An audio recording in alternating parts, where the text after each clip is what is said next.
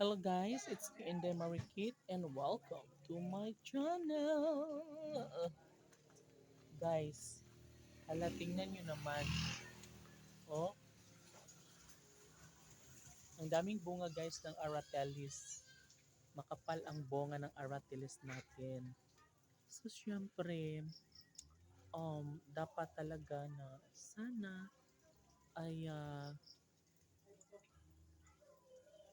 hala, tinapon na pala to nila ang ano guys. Ito oh, tinapon na guys. Hala, tinapon na guys yung ano ko, yung pang abroad na ano, lagayan ng damit pang abroad. Diba? So dito guys, di ba ang ganda dito? Super nice. Super nice. Super nice. Super solo. Kukuha sana tayo ng aratiles kaso lang hilaw pa yung mga aratiles. Hindi, wala pa siyang buto. So bata-bata pa siya. And dito guys ay meron tayong calamansi.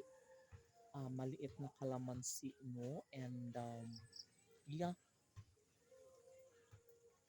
Yeah. Tibong, la la la la la, tibong. Guys, tingnan mo na munga na yung saging namin guys. Matamis ito guys ha. Ayan, tingnan niyo po. Diba po? Wala, ang galing. Ang galing.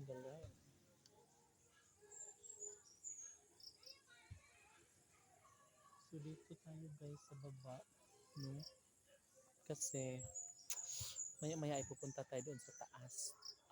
Medyo maulan pa kasi kaya dito lang muna tayo sisilong sa mga dahon ng saging, di ba? And syempre guys, dito po ay malapit lang ito dito sa amin ha, kasi hindi pa naman tayo nakakalayo guys. And yung mga gabon natin guys is sobrang malalaki na. Ano? Hindi nga po guys po. Nakakatulong ito guys sa mga ubo, sa mga lahat na. Marami siyang mga benefits. Diba? If you want to save benefits, if you want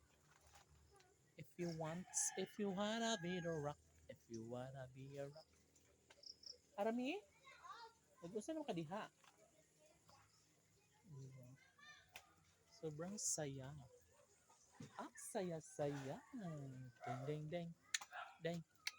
Daran. Daran. Bakit nandiyan ang malita to? Guys, yung malita po kasi nandito noon. Sino naglagay nito, day? Ito yung ginagamit ko guys dati nung nasa Maynila ako. Malaki siya, promise. Nabili ko to mga ano lang yata, 1,200.